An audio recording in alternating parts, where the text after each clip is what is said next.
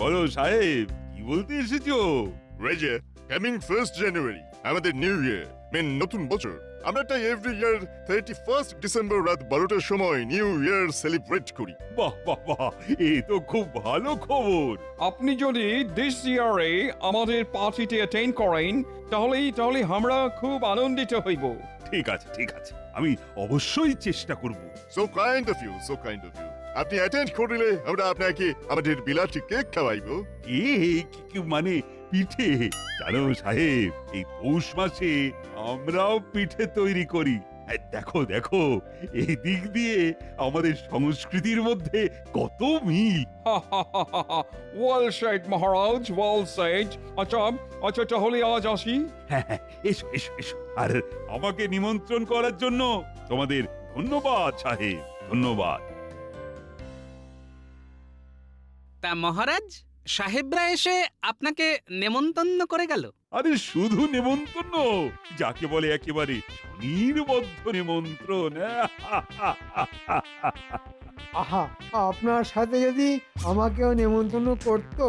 আহা, জীবনে কখনো বিলাতি কেক খাইনি, শুনেছি খুব ভালো খেতে। বাবা, কেকের কথা শুনেই তো দেখছি আপনার মুখ দিয়ে লাল ঝরতে শুরু করে দিল। দেখেছেন মহারাজ, আমি সরল সিধে মানুষ, সাদা মনে কাদা নেই, তাই আগ বাড়িয়ে মনের ইচ্ছা প্রকাশ করেছি মাত্র। আর দুঃখ পেতে হবে না মন্ত্রী মশাই। মহারাজ, আপনি কেক খেতে গেলে মন্ত্রী মশাইকেও সঙ্গে করে নিয়ে যান, তাতে যদি এই সরল সিধে মানুষটার মনের দুঃখ একটু কমে। এই থামো থামো সকল, রঙ্গরসিকতা থামিয়ে আমার একটা প্রশ্নের জবাব দাও দেখি। আচ্ছা, গত পৌষ মাস থেকে এই পৌষ মাস পর্যন্ত তোমরা কে কি কাজের কাজ করেছো বলো তো? মানে এই 1 বছরের কাজের ফিরিস্তি চাইছেন? মনে করো তাই। এই 1 বছরে আমি তালিম দিয়ে 100টা নতুন সৈন্য তৈরি করেছি মহারাজ। বেশ বেশ, খুব ভালো। তা রাজপণ্ডিত, তুমি কি করেছো? আমি ছাত্র পড়িয়ে তাদের শিক্ষিত করে তুলেছি। আমি প্রতিদিন অসুস্থ মানুষকে চিকিৎসা করে সুস্থ করে তুলেছি। আমিও বেকার বসে থাকিনি মহারাজ। 1 বছরে আমি 350টা পদ্য রচনা করেছি। আর এই যে গোপাল, এই 1 বছরে তুমি কি করেছো? হ্যাঁ, আমি রাজসভায় এসে হাস্যরস পরিবেশন করে সকলের মন ভালো করেছি। আর বিপদে আপদে বুদ্ধি আর সৎ পরামর্শ দিয়ে আপনাকে আর এই রাজ্যকে নানান বিপদের হাত থেকে বাঁচিয়েছি। আমাদের সকলকে উদ্ধার করে দিয়েছো। এই যে মন্ত্রী, তুমি কি করেছো? আমি, ও হ্যাঁ হ্যাঁ হ্যাঁ, মনে পড়েছে। আমি রোজ সময় মতো রাজসভায় এসেছি। তা এসেছো? বাহ, কিন্তু এসে কাজের কাজটা কি করেছো? মানে এই মুহূর্তে সেগুলো ঠিক মনে পড়ছে না মহারাজ। আমি মনে করিয়ে দেব মন্ত্রী মশাই। তুমি ঠিক আছে, দাও।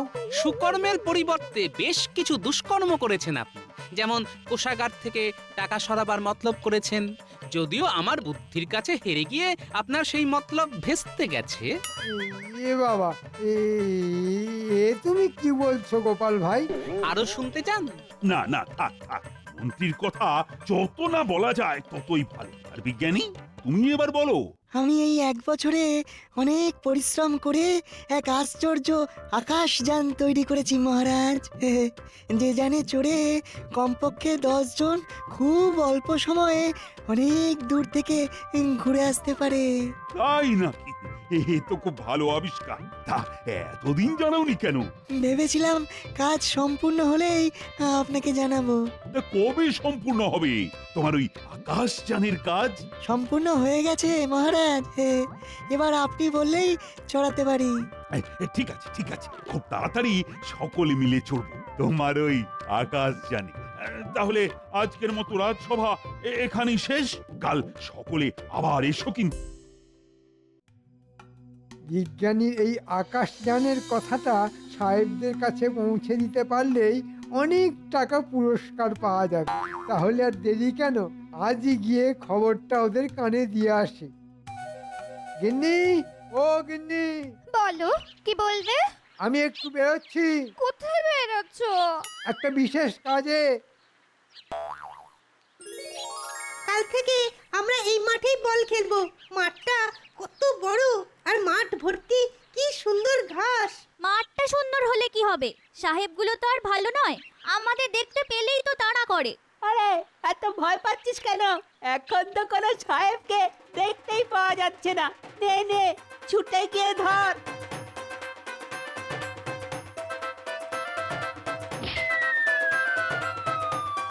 ক্যাবলার দল, বলটা ধরতে পারলি না? কিন্তু এখন কি হবে? বলটা যে সাহেবদের কুঠিতে ঢুকে গেল। চল তাহলে ভেতরে গিয়ে খুঁজে নিয়ে আসি। সাহেবরা যদি ধরে ফেলে? আরে পা টিপে টিপে যাব, আর বিপদ বুঝলেই মারবো তো।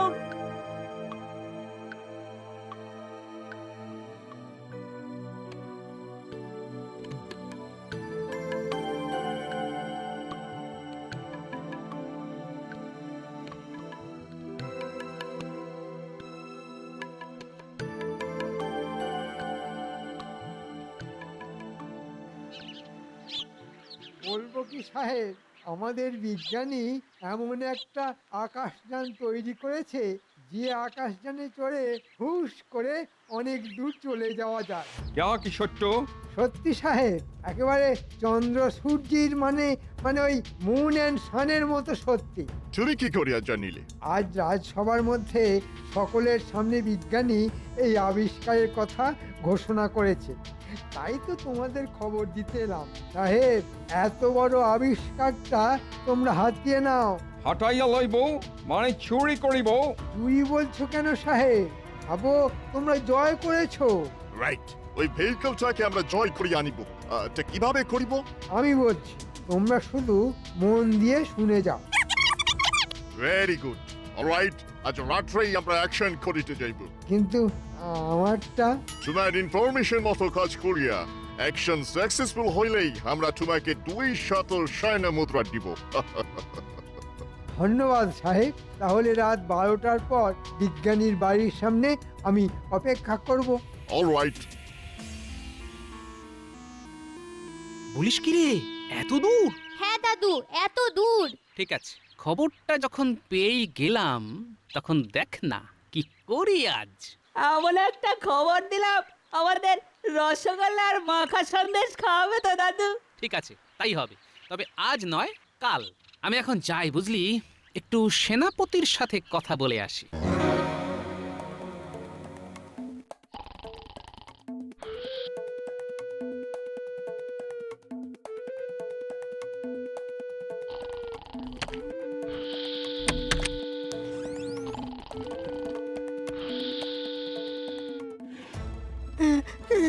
কে কে কে তোমরা? কি চাই? কুইক!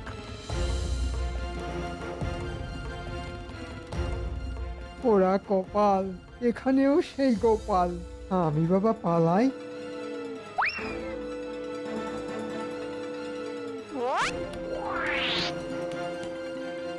কেউ নড়বে না, কেউ নড়বে না। নড়বার চেষ্টা করলেই এই তলোয়ার দিয়ে বুক একেবারে এফোড় ওফোড় করে দেবো। সব কটাকে কারাগারে নিয়ে যাও। কাল রাজসভায় আকাশযান চুরি করতে আসার অপরাধে এদের বিচার হবে। মহারাজ, কাল রাতে এই সাহেবরা লোকজন নিয়ে বিজ্ঞানীর আকাশযান চুরি করতে এসেছিল। ঘুমন্ত বিজ্ঞানীকে ওরা বেঁধেও রেখেছিল। বটে সাহেব, সাহেব তোমরা এত খারাপ? হ্যাঁ? একদিকে আমাকে অনুষ্ঠানে যাবার জন্য নিমন্ত্রণ করে যাচ্ছ, অন্যদিকে রাতের অন্ধকারে গোপনে আমার বিজ্ঞানীকে বেঁধে তার আবিষ্কার চুরি করতে এসছো। এর শাস্তি কি জানো? কম করে 2 বছর সশ্রম কারাদণ্ড। আমাদের পানিশমেন্ট দিলে আপনার মন্ত্রীকেও পানিশমেন্ট দিতে হইবে। কেন কেন কেন? মন্ত্রীকে শাস্তি দেবো কেন? বিকজ আমরা যা করিয়াছি সবকিছু উহারই প্ল্যান ছিল। মন্ত্রী সাহেবরা কি বলছে? তুমি নাকি ওদের চুরি করতে তাকিয়েছ? কি হলো, চুপ করে আছো কেন? না মহারাজ, আমি ওদের চুরি করতে বলিনি। বলনি? বলনি? তাহলে ওরা এই আকাশযানের কথা জানলো কি করে? না, আসলে ওরা খুব গর্ব করে বলেছিল যে ওদের দেশের বিজ্ঞান নাকি খুব উন্নত, তাই ওদের শুধু চমকে দেওয়ার জন্যে আমি মুখ ফসকে বিজ্ঞানীর আবিষ্কারের কথাটা বলেছিলাম, কিন্তু ওরা যে এমন একটা বাজে কাজ করবে এটা আমি বুঝতে পারিনি মহারাজ, বুঝতে পারিনি। সত্যি বলছো? সত্যি মহারাজ। নকল কান্নাকাটি করে পার পেয়ে যেতে চাইছে, ঠিক আছে, পেয়ে যাক পার, তবে ওকে এমন আসল কান্না কাঁদাবো না, বুঝবে তখন মজা। ঠিক আছে, অসাবধানে ভুল যখন করেই ফেলেছ তখন কোনো শাস্তি তোমায় আমি দিচ্ছি না। তবে মন্ত্রী, ভবিষ্যতে কিন্তু আর এরকম ভুল করো না। আর সাহেবরাও কিন্তু রেহাই পাবে না। ওদের 2 বছরের সশ্রম কারাদণ্ড ঘোষণা করছি। যাও যাও, এদের কারাগারে নিয়ে যাও। ট্রেটার মন্ত্রী, আমরা তোমাকে ছাড়িব না। We will see you. কিরে, কেমন খাচ্ছিস সব? ভালো ভালো ভালো, খুব ভালো গো দাদু, যাকে বলে একেবারে পেট পুরে। গোপাল দাদা, মহারাজ একবার তোমাকে রাজবাড়িতে ডেকেছেন গো। ঠিক আছে, চলো তোরা খা, আর কিছু লাগলে ভোলা দাদুর কাছ থেকে চেয়ে নিস। ভোলা, আমি রাজবাড়ির থেকে ফেরার পথে পয়সা দিয়ে যাব। ঠিক আছে, তুমি যাও। মহারাজ, হঠাৎ খবর পাঠিয়ে আমাদের এখানে ডেকে আনার কারণ? আরে বাবা, বলবো বলবো, শুধু গোপালকে আসতে দাও। আমি এসে গেছি মহারাজ। এই তো, এই তো, গোপাল যখন এসে গেছে তখন বলেই ফেলি। আসলে ওই সাহেবরা তো আমাকে কেক খেতে যাওয়ার নেমন্তন্ন করেছিল, কিন্তু চুরির মতো দুষ্কর্মের দায়ে সাহেবরা তো এখন আমারই কারাগারে বন্দী। সে অন্যায় করলে শাস্তি তো পেতেই হবে মহারাজ। কিন্তু আমার মনটা যে বড্ড বিলাতি কেক করতে শুরু করে দিয়েছে। আর শুনেছি বিলাতি কেক খেতে নাকি ভারী সুস্বাদু। তাহলে চলো বড় কোনো শহরে গিয়ে সকলে মিলে বিলাতি কেক খেয়ে আসি। কিন্তু শহর কি এখানে নাকি? সে তো প্রায় 200 মাইল দূরে। আহা, তার জন্য এত চিন্তা করছো কেন? আমাদের বিজ্ঞানীর তৈরি করা আকাশ জানাচ্ছে না, তাতে চড়বো আর হুশ করে শহরে পৌঁছে যাব। এই বিজ্ঞানী, যেতে পারবো না? অবশ্যই পারবেন মহারাজ, শুধু কারা কারা যাবেন আর কবে যাবেন বলুন। তাহলে বলো কারা কারা বিলাতি কেক খেতে শহরে যাবে?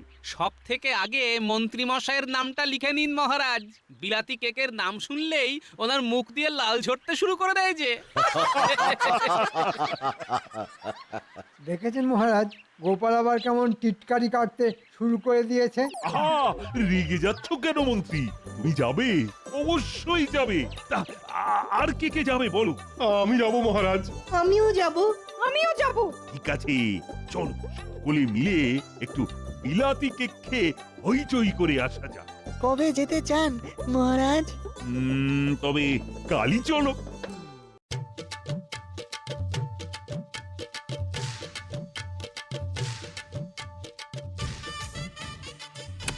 সকলে নিজের আসনে বসুন, আর যান শুরুর মুহূর্তে একটু ঝাঁকুনি লাগবে, তাই আসনের হাতলটাকে শক্ত করে চেপে ধরে থাকবেন।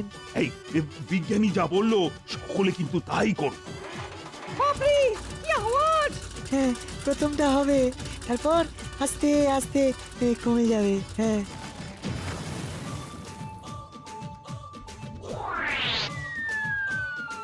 বাহ বাহ বাহ বাহ, আমরা কেমন মাটি ছাইয়ে মেঘের ওপর দিয়ে উড়ে চলেছি। সত্যি সত্যি বিজ্ঞানী, ধন্য ধন্য তুমি, আর ধন্য তোমার আবিষ্কার। আমরা এখন শহরের এলাকার মধ্যে চলে এসেছি। এই তো উঠলাম, এরই মধ্যে শহর এসে গেল। মহারাজ, এই হলো আকাশযান, বাতাসের বেগে ছোটে। আমরা এখন নামবো, তাই এই সকলে আবার ওই সামনের হাতল শক্ত করে চেপে ধরে থাকুন।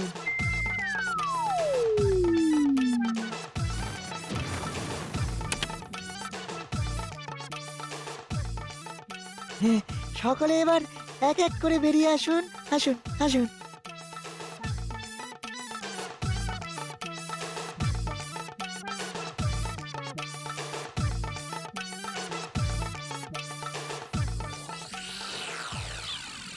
কিন্তু একটা মাঠ, এখানে বিলাতি কেকের দোকান কোথায়? চলুন খুঁজে দেখি, কোথাও না কোথাও তো খুঁজে পাবোই। ওই দেখুন মহারাজ, বিলাতি কেকের দোকান।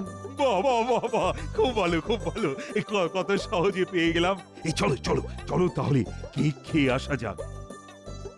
ওহে দোকানদার, তোমার দোকানের সব থেকে ভালো কেক আমাদের প্রত্যেককে 4টে করে দাও দেখি।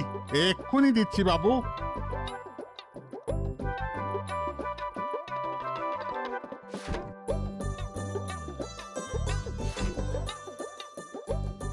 হুম, হুম, হুম। বাহ বাহ বাহ, বড় ভালো। এই না হলে বিলাতি কেক। সত্যি মহারাজ, মুখে দিলাম আর মিলিয়ে গেল। কেক তো ভালোই খাওয়ালে। তার দাম কত? আগে আসল বিলাতি কেক তো, তাই দাম একটু বেশি। ওই মানে সর্বসাকুল্যে 10 টাকা। তোমার কেক খেয়ে এত খুশি হয়েছি যে 10 টাকার পরিবর্তে আমি তোমাকে 2টি সোনার মোহর দেব। 10 টাকার বদলে 2টো সোনার মোহর, এ তো আমার স্বপ্নেরও অতীত। তা হাতে তো এখনো কিছু সময় আছে। চলো চলো, শহরের আশপাশটা একটু দেখে আসি। আমি কোনোদিন শহর দেখিনি। চলুন মহারাজ, শহরটা দেখে আসা যাক। ওহ, আমার আমার পা ব্যথা করছে, তাই আপনারা যান, আমি এই দোকানে একটু বসি।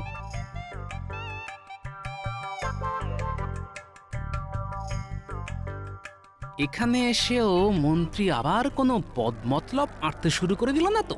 একবার দেখে আসি। মহারাজ, আমি চট করে একটু আসছি।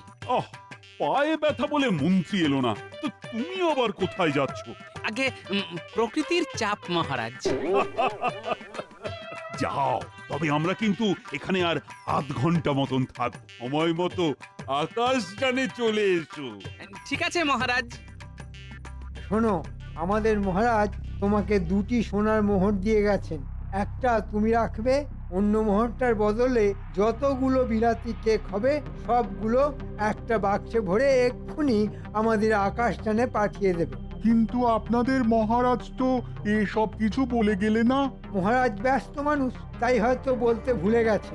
আমি তার মন্ত্রী, তাই আমি যেরকম বলছি সেই রকমই করতে হবে তোমায়। আমি এখন চললাম, তাড়াতাড়ি পাঠিয়ে দাও। ঠিক আছে, পাঠিয়ে দিচ্ছি। রাজাটা ভালো, কিন্তু মন্ত্রীটা দেখছি খুবই কঞ্জুস। আপনি আবার ফিরে এলেন যে, কিছু বলবেন?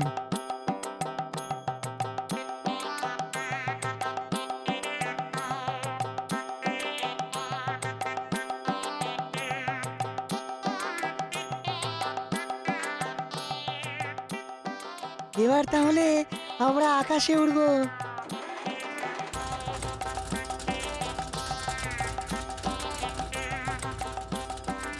দাঁড়ান দাঁড়ান দাঁড়ান, এই বাক্সটা রাখুন। কি আছে এই বাক্সে?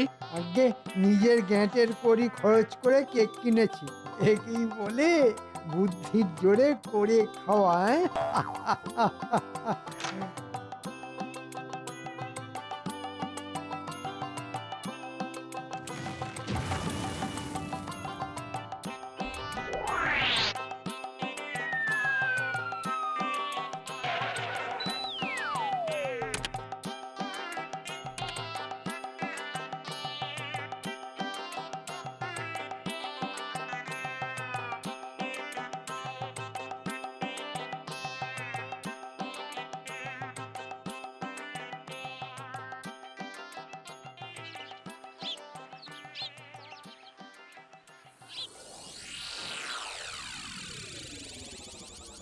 মন্ত্রী, কাউকে কিছু না জানিয়ে বিলাতি কেক তো কিনলে, তা কি কি কেক কিনলে সেটা একবার দেখতে পারি কি?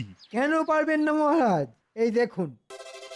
কি মন্ত্রী, এ তো ছোট ছোট পাটকেল আর বাতিল কাগজে ভর্তি। হ্যাঁ, আমার কাছ থেকে একটা গোটা মোহর নিয়ে হতচ্ছাড়া দোকানদার আমাকে ঠকিয়েছে। হ্যাঁ, কেন মিথ্যে কথা বলছেন মন্ত্রী মশাই? আপনি কোনো মোহরই দেননি। মহারাজ যে 2টি মোহর দিয়েছিলেন, আপনি ওই দোকানদারকে চাপ দিয়ে তার একটার বদলে কেক দাবি করেছিলেন। কি বলছো কি গোপাল, এ তো খোদার উপর খোদকারি। ঠিকই বলেছেন, খোদার উপর খোদকারি, আর তার উপর আসল কারিগরিটা তো আমি করেছি মহারাজ। মানে পায়ের ব্যথার অছিলায় মন্ত্রীমশাই তো দোকানে থেকে গেলেন, তাই আমার মনের মধ্যে কেমন একটা সন্দেহ হলো। আমিও তাই প্রকৃতির বেগের বাহানায় ওই দোকানে গিয়ে আড়াল থেকে মন্ত্রীমশাইয়ের সব কথা শুনে নিলাম। তারপর মন্ত্রীমশাই দোকানদারকে 1 মোহরের পরিবর্তে বাক্স ভর্তি কেক দিতে বললেন, আর মন্ত্রীমশাই চলে যেতে আমিও দোকানে ঢুকে বাক্স ভর্তি কাগজ আর ছোট ছোট পাটকেল দিতে বললাম। গোপাল, কোন রকম গলাবাজি করবে না মন্ত্রী। তোমার মতো চোরকে না শিক্ষা দিতে গোপাল একেবারে ঠিক কাজ করেছে। আমি কিন্তু আরেকটু কাজ করেছি মহারাজ। ওই 1 মোহরের পরিবর্তে আমি ওকে 1 বাক্স টাটকা বিলাতি কেক পাঠিয়ে দিতে বলেছি। কাল সকালের মধ্যেই ঘোড়ার গাড়ি করে ওই কেক কৃষ্ণনগরে চলে আসবে। সকলে মিলে ভাগ করে খাবো। এটাই হলো আমার কারিগরি। এই না হলে গোপাল, আমিও 2-1টা পাবো তো গোপাল? পাবেন বই কি, এই তো আপনার কেক। হ্যাঁ হ্যাঁ, এই হলো তোমার কেক। গেঁটের কড়ি খরচ করে যখন কিনেছো, তখন সবটাই খেতে হবে তোমায়। এসব অখাদ্য কুখাদ্য খেলে আমি যে মরে যাব মহারাজ।